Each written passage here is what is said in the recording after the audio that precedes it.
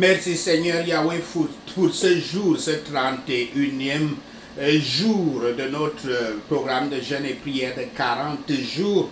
Merci de nous soutenir tous les jours, de nous donner la force, la vitalité dont nous avons besoin pour tenir. Merci Saint-Esprit d'être avec nous depuis le premier jour et chaque jour jusqu'à ce 31e jour. Merci de nous supporter, de nous guider, de nous enseigner toutes choses, de nous donner la parole qu'il faut pour nous soutenir dans cette voie de la délivrance. Merci Saint-Esprit pour l'écriture de ce jour. Deutéronome 32, versets 3 à 5, je lis, « Car je proclamerai le nom de Yahweh. Rendez gloire à notre Dieu. Il est le rocher. Ses œuvres sont parfaites car toutes ses voies sont justes. C'est un Dieu fidèle et sans iniquité. Il est juste et droit. S'ils se sont corrompus, à lui n'est point la faute. La honte est à ses enfants, race fausse et perverse. » Ceci est la parole de Dieu. Loué soit notre Seigneur Yahweh, loué soit son saint nom. Aujourd'hui, le Seigneur nous donne à parler du nom de Yahweh, nom de Yahweh, nom de Yahweh.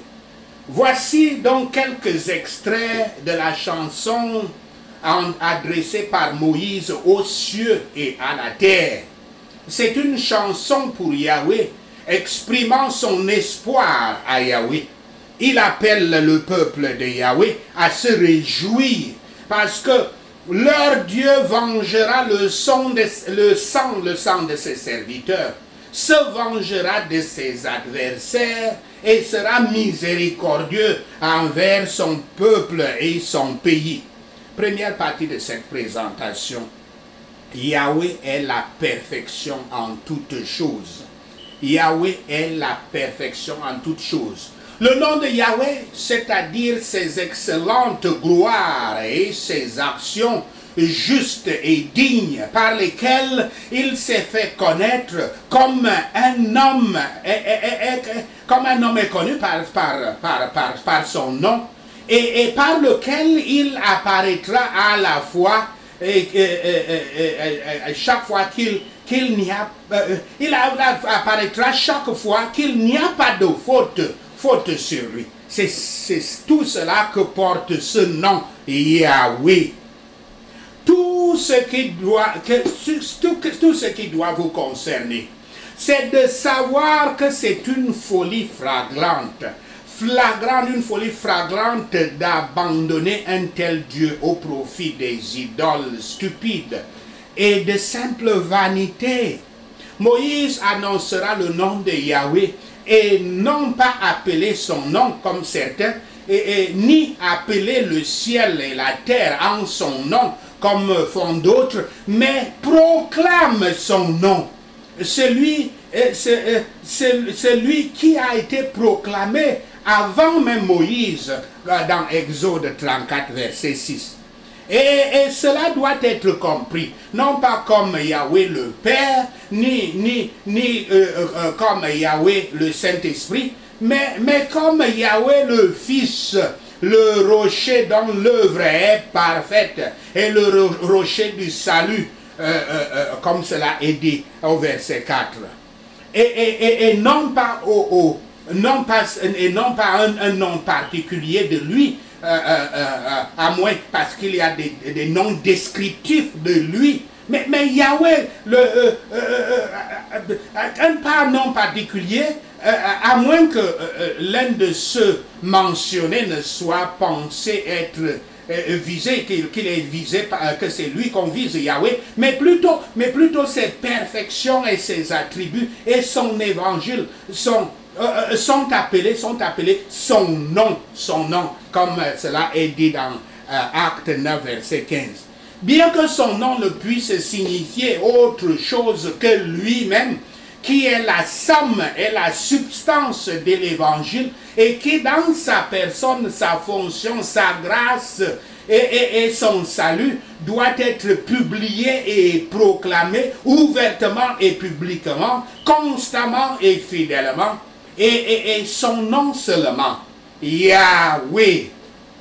Car il n'y a pas d'autre nom sous le ciel pour que l'homme puisse être sauvé par lui, par ce nom-là. Car Yahshua, le nom qui est au-dessus de tous les noms, est le salut. Yahshua est le salut.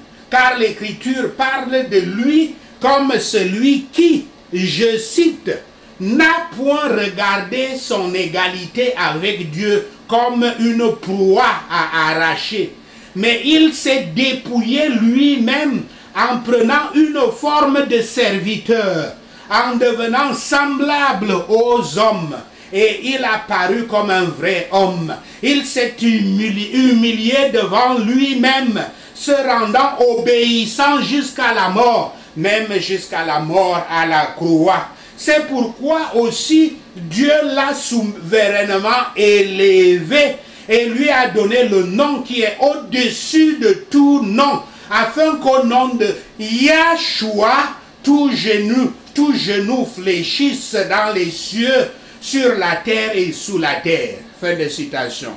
C'est une citation, belle citation de Philippiens 2, versets 6 à 10. Yahweh versant son esprit sur notre semence, cela est conforme aux promesses faites partout dans les Écritures, aux gens de Dieu, aux hommes de Dieu, comme nous le voyons dans plusieurs Écritures, Genèse 12, verset 7, Genèse 13, verset 15, Genèse 15, verset 18, Genèse 17, verset 7 à 8, Exode 20, verset 6, Deutéronome 7, verset 9, Psaume 89, verset 4, et Isaïe 43, verset 5.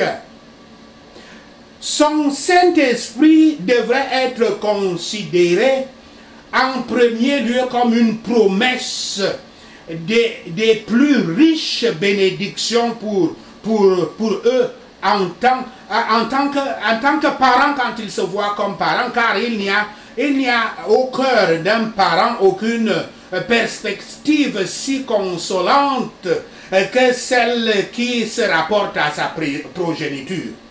Et deuxièmement, comme une assurance de la perpétuité de leur religion, de leur retour de la captivité qui s'appelle délivrance, et de leur restauration dans leur propre pays qui s'appelle salut.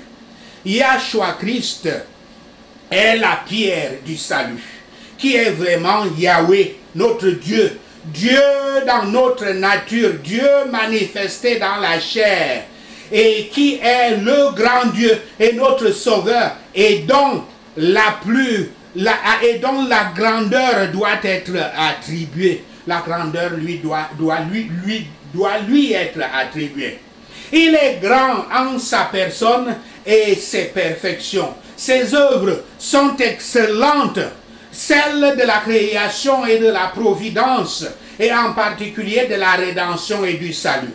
Il est grand dans ses fonctions, un grand sauveur, un grand prêtre, un grand prophète, un grand roi et un grand berger de ses brebis.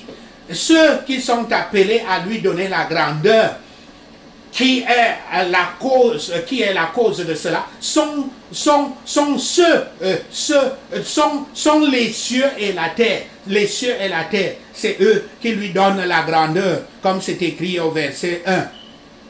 Et les deux, considérés littéralement et figurativement comme un témoignage de sa grandeur, cieux et terre. Le ciel d'abord, à sa naissance, apparut une étoile merveilleuse qui dirigea les hommes sages vers lui. À sa mort, le soleil était obscurci.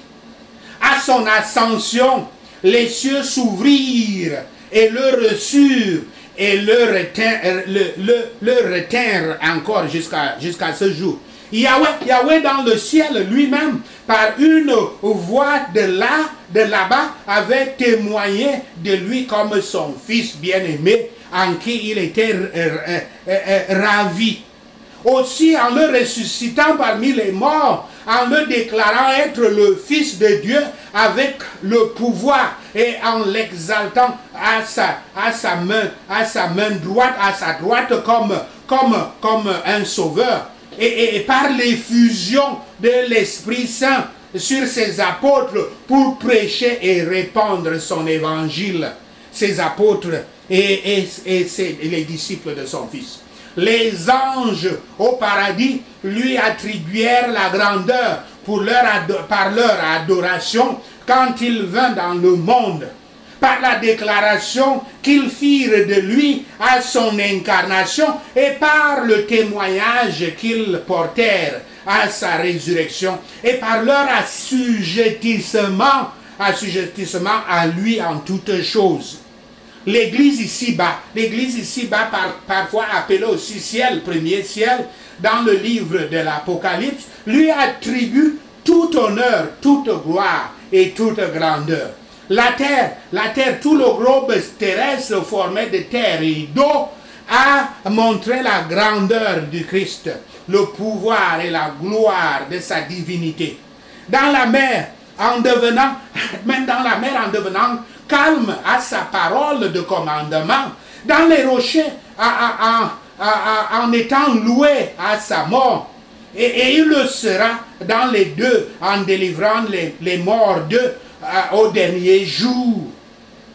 Les habitants de la terre, en particulier ceux qui sont rachetés parmi les hommes, lui attribuent la grandeur, en lui attribuant quotidiennement toutes les perfections de la dignité et la gloire de leur salut.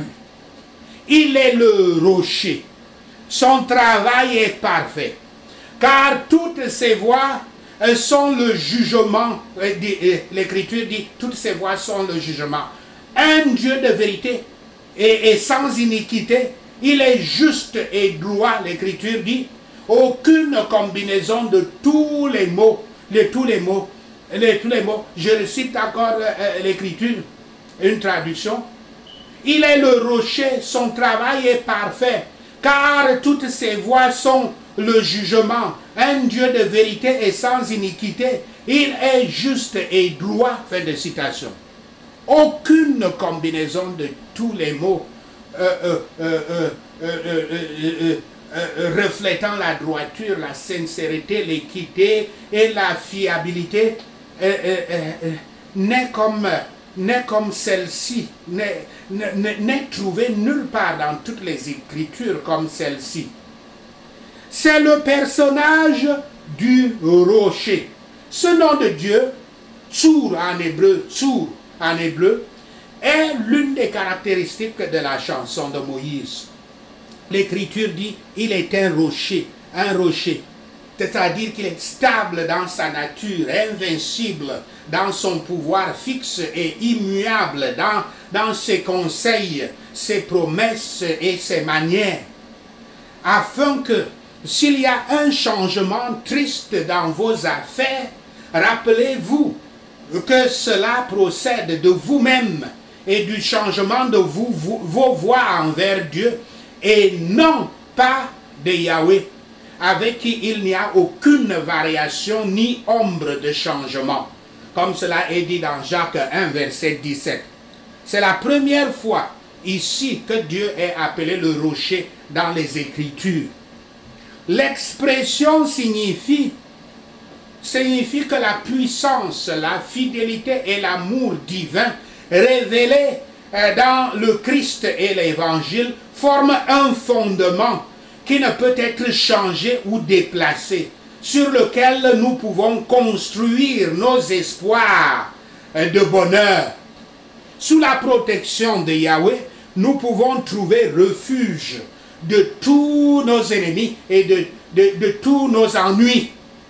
Comme les rochers dans ces pays du nord-est africain, à l'abri des rayons brûlants du soleil, des tempêtes et des forteresses de l'ennemi. Seul Yahweh est puissant, fidèle et constant dans sa promesse. Et l'Écriture dit, son travail est parfait. Toutes ses œuvres, qu'il s'agisse de la création, de la providence ou de la grâce, et de toutes ses actions, qui sont inconnues, parfaites, sages et justes. Toutes ces voies, l'Écriture dit, toutes ces voies sont droites. Ses relations avec vous, son peuple, et ses administrations dans le monde envers l'humanité sont justes et saintes au plus haut degré. L'Écriture dit un Dieu de vérité, toujours fidèle et constant à ses promesses. Cela semble être mentionné en opposition à l'infidélité et à l'inconstance d'Israël dont il parle plus tard. Et l'Écriture dit, et sans iniquité, fin de citation. Bien que nous ignorions souvent les méthodes et les raisons de la procédure divine, il est si impossible qu'il y ait injustice ou iniquité en Dieu, comme si cette sagesse infinie et immuable pouvait agir de façon insolite, où la bonté essentielle devait dégénérer en malice, ou dans le langage des Écritures, cette lumière devrait devenir obscurité. Non. Et l'Écriture dit, il est juste et droit, juste de tout ce qu'il fait, dans tout ce qu'il fait. Comment devrait-il faire le tort? Celui dont toutes les actions sont nécessairement fondées sur la sagesse parfaite et immuable, la justice et l'équité. Deuxième partie de cette présentation, l'homme est corrompu, pervers et escroc. L'homme est corrompu, pervers et escroc. Frères et sœurs, prenez garde à la doctrine de l'humanisme, la doctrine qu'on appelle humanisme. Vous entendez toujours l'humain, être humain et consort. L'humanisme est une vision et un système de pensée attachant une importance primordiale aux questions humaines plutôt que divines ou surnaturelles. Les croyances humanistes mettent l'accent sur la valeur et la bonté potentielle des êtres humains, mettent l'accent sur les besoins humains communs et recherchent uniquement les moyens rationnels pour résoudre les problèmes humains rationnels. C'est un mouvement culturel de la Renaissance qui s'est éloigné de la scolastique médiévale et suscite l'intérêt de l'antique pensée grecque et romaine païenne. C'est aussi un système de pensée critiqué comme étant centré sur la notion du moi, l'ego rationnel et autonome, et ignorant la nature non intégrée et conditionnée de l'individu. L'humanisme exalte le moi et l'orgueil, tout comme il exalte l'individu au-dessus de tout. Ceci est totalement opposé à la doctrine chrétienne, qui invite l'homme à s'humilier en détruisant le moi et l'orgueil pour être acceptable à Yahweh comme disciple de son fils Yahshua Christ. Les ennemis de Yahweh et du Christ se sont corrompus, en revenant sur l'écriture, le verset 4, verset 5, dernier verset. Les ennemis de Yahweh et du Christ sont corrompus, c'est-à-dire les Israélites par leur chute fréquente et leur attachement invétéré à l'idolâtrie. Nonobstant que Yahweh a pleinement montré ses excellences de ses rapports avec la nation israélite, cependant corrompu et ingrate a été leur comportement. Ils ont légèrement apprécié ou carrément rejeté Yahshua Christ. Et ils se sont mis en opposition à lui. Ils n'étaient pas seulement corrompus par la nature, comme tous les hommes, mais étaient des hommes d'esprit corrompus dans leurs coutumes et leurs principes. Ils ont corrompu la parole de Dieu par leur tradition, au temps du Christ. Et ils étaient des hommes de pratique corrompus eux-mêmes et des corrupteurs d'autrui. Et ils étaient une génération perverse et tordue. Israël est dans ce verset appelé, je cite, « La honte est à ses enfants ». Fin de citation. Leur non-filiation, leur comportement infidèle, indulgent et impie devant celui qui est la perfection de la vérité et de la sincérité, un véritable rocher de fidélité à eux, c'est leur grande tâche dont parle l'Écriture. Il avait dit, le Seigneur avait dit, Israël est mon fils, même mon premier-né. Mais tout le comportement d'Israël présente notre Seigneur comme un menteur, pour l'avoir dit. L'Écriture dit, leur place n'est pas l'endroit de ses enfants.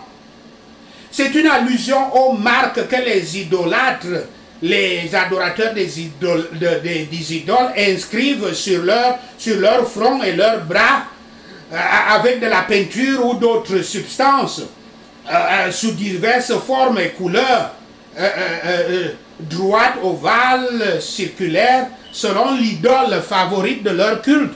On appelle ça quoi encore? Les tatouages. Leurs défauts et leurs péchés ne sont pas commis par l'ignorance, la fragilité ou la surprise, car les hommes bons pêchent parfois, mais ils procèdent à dessein et délibérément.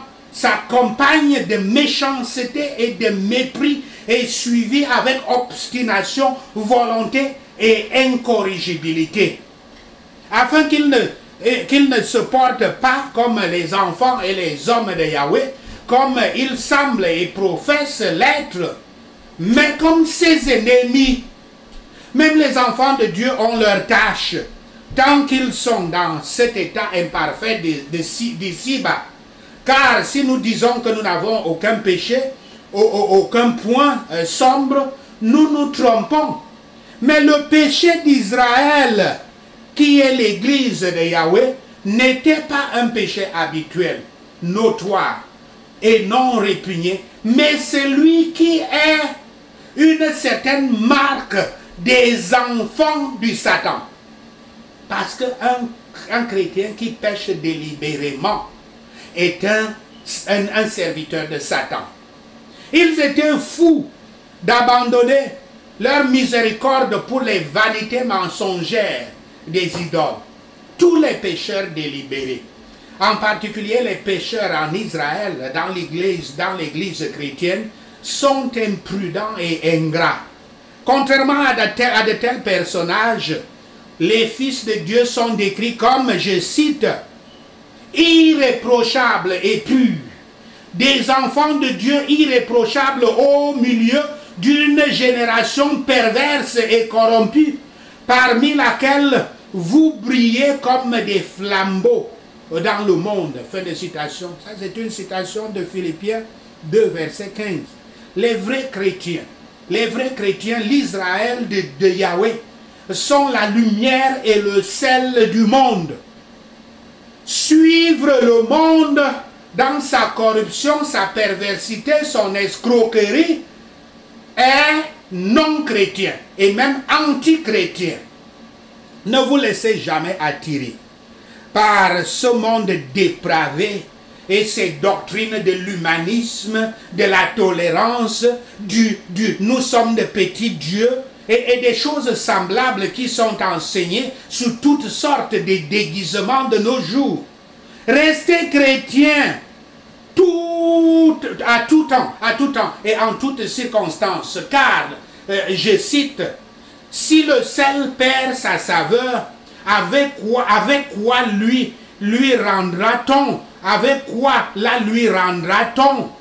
Il ne sert plus qu'à être jeté dehors et foulé aux pieds par les hommes. Fin de citation, citation de Matthieu 5, verset 13. Également, je cite, une ville située sur une montagne ne peut être cachée. On n'allume pas une lampe pour la mettre sous le boisseau. mais on la met sur le chandelier et elle éclaire tous ceux qui sont dans la maison. Que notre lumière luise ainsi devant les hommes, afin qu'ils voient nos bonnes œuvres et qu'ils glorifient notre Père, votre Père qui est dans les cieux. Fin de citation. Citation de Matthieu 5, versets 14 à 16. Sachez ceci, et le Seigneur Yahweh vous bénira. Amen. Alléluia. Prenons ces points de prière. Prions contre l'esprit de corruption. Prions. Père Yahweh, je te demande de me révéler tous les domaines de ma vie où je me suis permis de devenir moralement corrompu. Merci Seigneur. Au nom de Yahshua le Messie, nous prions. Je me répands pour des appétits effrénés, des problèmes d'intégrité et des façons dont j'ai maltraité les gens et les finances. Merci pour ton pardon. Au nom de Yahshua le Messie. Père Yahweh, nous nous repentons au nom du Cameroun. Vous pouvez prier pour votre pays ou bien un pays qui vous tient à cœur comme le Cameroun me tient à cœur. Père Yahweh, nous nous repentons au nom du Cameroun d'avoir des cœurs